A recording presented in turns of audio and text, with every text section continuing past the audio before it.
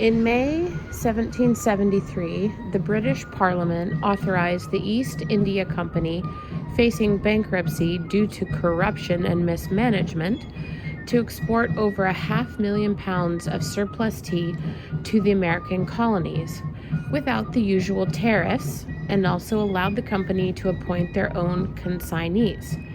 With these special privileges, the company could sell its surplus tea at such a low price that they could undersell American merchants. From the colonist perspective, the Tea Act was a blatantly unfair and dangerous measure, granting of exclusive rights to a few, rewarding those with influence, just encouraged corruption in government.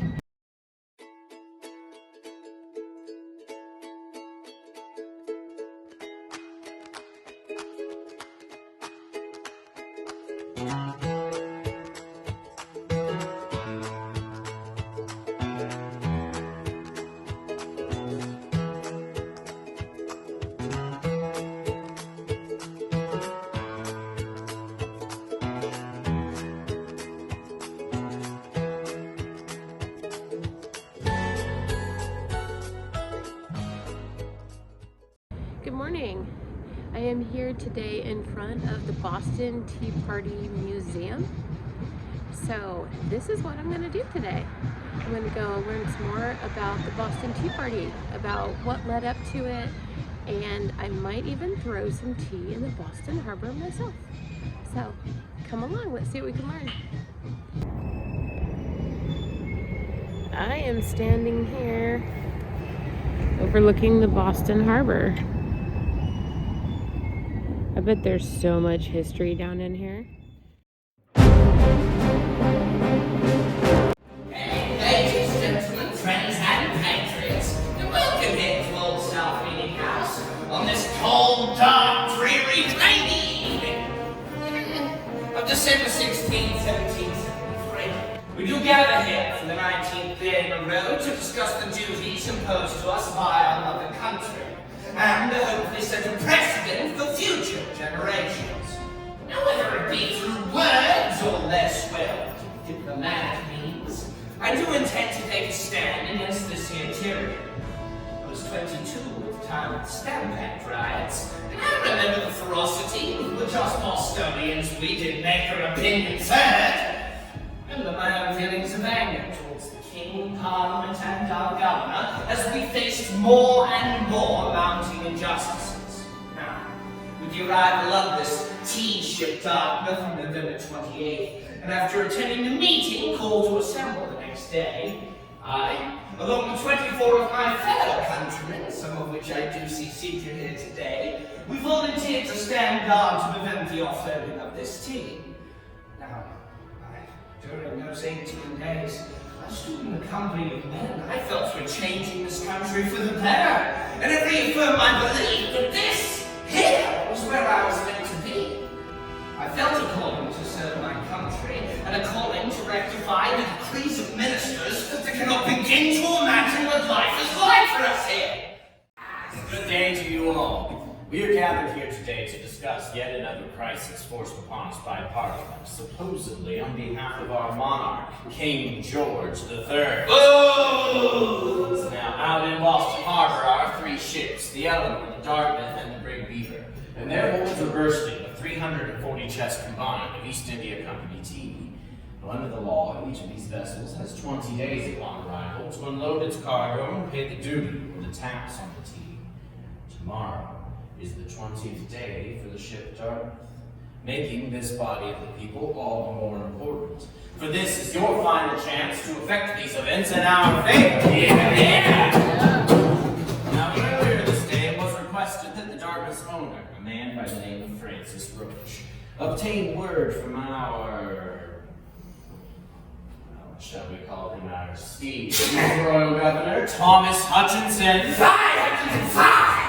A man who abandoned the cause of the people long ago, yet he is the only one who can grant pass to these vessels to return to England without offloading their pernicious cargoes. Now, Mr. Roach left several hours ago. We await his return and cling to the hope that the governor will listen to reason. For if that cargo is unloaded, You, the people of Boston, will be forced to pay this unjust tax on tea. Oh! And the time for petition and compromise is over. Huzzah! Well, I was tasked to guard the ship, you see. Why do you have a mob? I'm leading it, actually. It's my first time, yes. Angry Mob, Miss Galay. Miss Galay, Angry Mob. Yes, we've received news from the governor, but unfortunately it was quite grave. He's demanded that we all offload the tea, but failed to specify which side of the vessel that was to be on. He is a simple man, is he? Yes. Well, you won't delay, my friends. Follow me right aboard the ship, Eleanor. Watch your step. It is still rather slick this night. Right this way. Welcome aboard,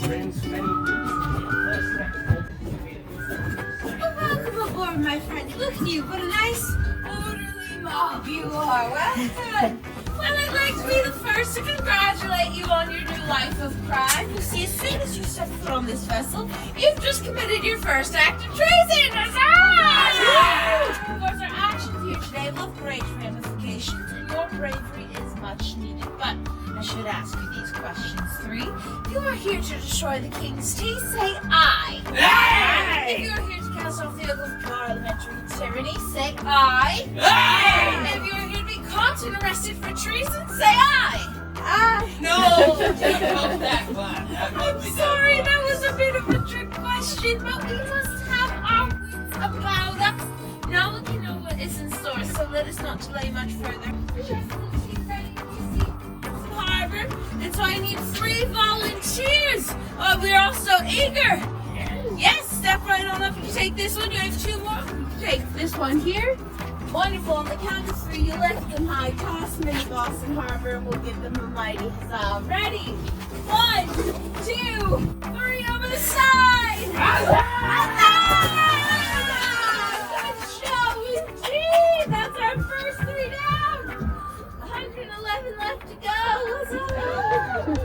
We were saying here in Boston, it goes safety first. And treason second. Well said. Right this way.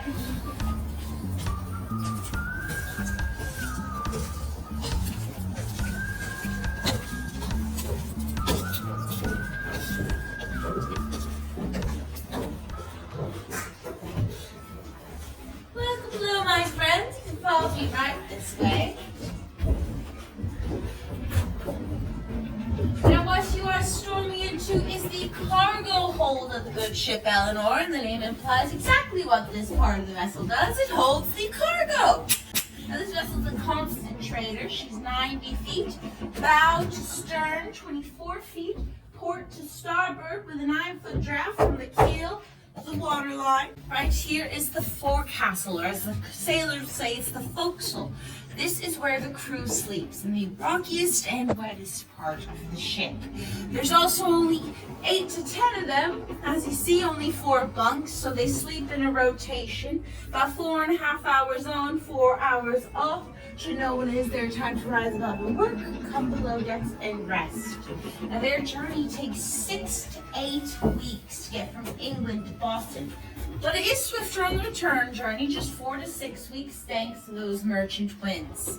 Now this vessel being a constant trader means she goes between a triangle trade route between Boston, London, and Antigua. There she picks up various types of cargoes, finished and unfinished. We got molasses, sugars, rums, fabrics, spices. But we are here for one thing and one thing alone, and that is what, Patriots? Tea. Yes, tea, and lucky for us, the English made it very easy for us to know what is ours to destroy tonight, as it's the only cargo wrapped in this white canvas and stamped with the merchant's mark of the United East India Company. That V you see is a Latin-style U. Now these chests come in 3 different sizes. We saw the 100-pound chest tossed heroically above.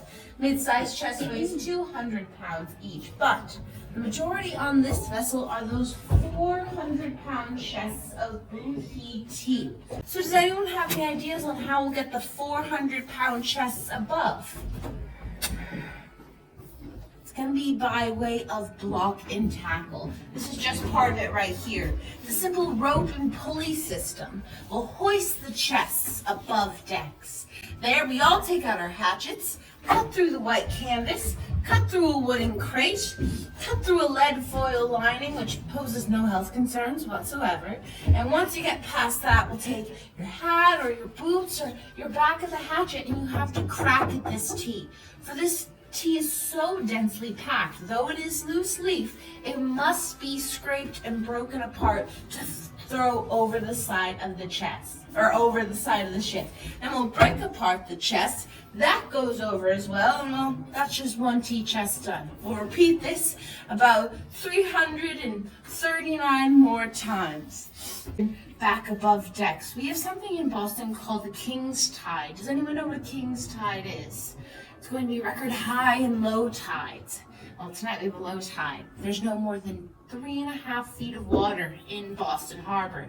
They're going to dump 46 tons of tea over the sides of these ships, so it's starting to pile up back into the deck of the ship. But that's why we bring all of our young folk. If Joshua Wyeth or Peter Slater Jr. are here, you're going to take off your stockings and your shoes and you jump over the side. You physically stomp the tea into the sea to make sure it's completely disappeared. After 3.5 hours time, the 3 ships here combined will unload 92,616 pounds of tea into Boston Harbor. That's about 10,000 pounds sterling of His Majesty's currency, or your time about $1.5 million worth of destruction. So we have a lot of work left to do.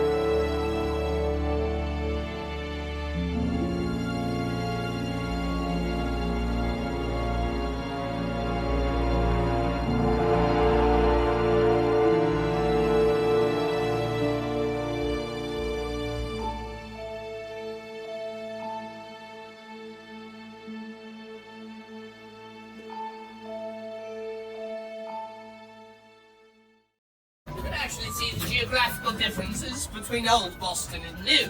This raised portion that you see before you, this is all a bit more familiar to me, whereas this depressed indentation surrounds it, probably a bit more recognizable to you all. As I said, all of this land in my day would have been a part of Boston Harbor, and as such, we here in town were very reliant on our shipping, fishing, and lumber industries, which I'm sure won't come into effect later. I would also like to take this time to point out this small strip of land here.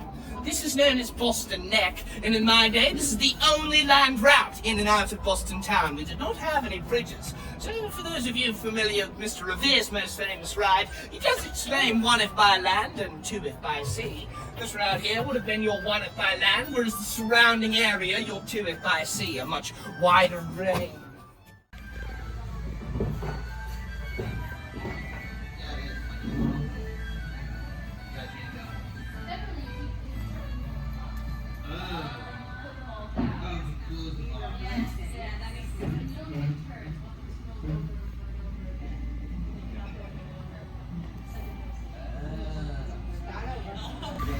So these two are the green teas. These come in much smaller, easy to throw chests. They're incredibly expensive, and so most people can't afford these ones. Only a few of the chests thrown overboard with these 2 green teas. They're the first teas to get picked on the plant. So when you're picking tea, all of the tea comes from the exact same plant. The difference is when you pick it and how you dry it. So these 2 are picked first. Specifically young hyson, considered young because you pick it very, very early. After that, you pick these 2 teas, which are the most expensive fancy black teas. Souchong being the most expensive black tea that was on the ships on this night. This tea is smoked, and so it has a very distinctive smoky smell and also taste. I was surprised. It almost reminded me a little bit of like a smoked fish aftertaste without Yes, fish. get a lot of different. I've gotten ham. I've gotten some barrel-aged liquors. Yeah. Smoke. I think it tastes like wood smoke or barbecue sometimes. So we get Yeah, a few a of those. little bit. This one's very fancy. And then this one in the middle here is the last to be picked. This is Boki. It is incredibly popular because it is cheap, easy to afford. Everyone can afford it. It's one of the only teas that anyone in Boston can get. Most of the tea chests thrown overboard were this type. It came in the giant 400-pound chests. And this tea is the last to be picked on the plant because it is anything left over on the plant after you pick the nicer teas goes into Boki. So this one's a lot less refined. It's a black tea. You might have bits of sediment or even bits of twigs in this tea. Again, very, very cheap. It's also incredibly popular. Boki is so popular that the word Boki or Boki sometimes replaces the word tea in the 1770s. So perhaps you would, instead of saying, do you want to come over for a cup of tea, you say you want to go for a cup of Boki. Sort of like in your modern day, the word Kleenex is used instead of the word facial tissue because the brand is so popular. Same with Boki tea. Okay. This is the one I can afford. It's the only one I can afford. Also the hardest one to throw. I like this one a lot, but again, only 15 chests of it out of the 340 were this one. This one I believe is about 300 chests of the 340 for Boki tea. Very interesting. So, yes, indeed. Thanks. These are rich people tea. I can't afford those ones at all. Mr. Hancock can afford those ones. Oh. In fact, one of them we've never tried before. I forget which one. The first shipment of that tea was on the Boston Tea Party ships. Oh, okay. And when it was shipped over, we threw it overboard, so we didn't get to try it. We didn't get to try one of them. I believe it was, I can't remember which one. It was this one? Okay. Very Yes, it was this one. interesting. St. Cloud. So this one was the first time we were going to have a ship of St. Cloud be sent to Boston, was on the Tea Party ships. So No one got to try it. nobody got to try it. Home Oh. harbor, indeed. This is what you would probably call checkers, but what we call drafts, Okay. which is the same thing as checkers. It's just in my day we don't call it that. 9 Man's Morris over there. Okay. And 9 Man's Morris you might recognize because it was carved into the bottom of our tea chest. I saw that on the tea Yes, chest. that was not there originally. Neither were the flowers painted on the sides. Those were added by the family over the course of the last 250 years. So at some point, And I someone think they said carved- 3 generations or 4 generations owned it of a family. I can't put the exact number of generations. It was many, many generations. That it was and passed they down. kept it. They did a very, very good job of keeping track of it as well. We have affidavits from that family dating back decades. And also, once they were able to have photography, we also have images of the family posing with this chest. Really? Yes. So we have evidence of them having it in this family. And for that's a the very Robinson long- family Robinson chest. tea chest, yes. Yes. I believe it's a 12 Man's Morris game board, not Okay. 9 Man's Morris. They're similar games. The difference is the amount of the way you play the games. You slide marbles or pegs along lines. And you have that here? We have a 9 Man's one there. Yes. The way 9 Man's Morris and 12 Man's Morris works interesting. Everyone has a slightly different way of playing it. But essentially, the confusing part about this game is there are 2 phases to the game. 2 people play, and the first phase, you take turns placing your pegs on any number of these intersections. One at a time. You each put one down. So I put one here, there, wherever you'd like. The goal is to create, what do they call it? I don't know what they're called because I haven't played this in a little while. A mill. So that is with 3 in a row, like tic-tac-toe. Oh, okay. If you get 3 in a row of your own color, you get to remove the other players, one of the players' pieces from the board. That's the first round. So everyone, usually if you're playing, once you get the hang of it, no one gets any mills the first round because you're able to, it's like tic-tac-toe, you end up in stalemate. Sure, yeah. So say we put all of our pieces down. I won't put all of them down right now, but say we have them down here, and It's a stalemate. There's yes. nothing. So so that's round 1. All our pieces are down, everything's down. The second round, you then take turns. Each person gets to move 1 piece, 1 segment over. Okay. Here, there, and your goal is to make mills again, so Okay. 3. So if you were white, you would take this piece, move it here. You've got 3 in a row. That means you get to remove one of my pieces from the board. And then I Okay. go. And the goal is to get mills until either you cannot move anymore or you run out of pieces. Okay. So it's 2 steps. This is 9 man, so you start with 9 pieces, and it's only 3 concentric squares with 4 contact points, these ones. In 12 mans, you'd have 12 pieces, and you'd have lines here as well. So you can move diagonally. You cannot move diagonally in this one. You can only make mills along these lines, or these lines. In 12 mans, you'd have more space to move. However, And the with one, pieces this the big, it's one on hard. the bottom of the tea chest I believe was a it's 12. mans. Okay. Yes. I'll have to go. And again, those yeah, were look not at that. originally part of the tea chest design. Yeah. Somebody at some point got bored and carved one at the bottom of it. It was So, probably someone's child, and they were like, "What did you do to again, it this?" was owned by a family for so many generations. It was Yeah. the chest went through a lot of iterations because it was also a dollhouse for one of the children, and also a litter of kittens was born in it at one point as well. So it was a Yeah, constant a lot family of history heirloom. with that. Yes. That's really cool.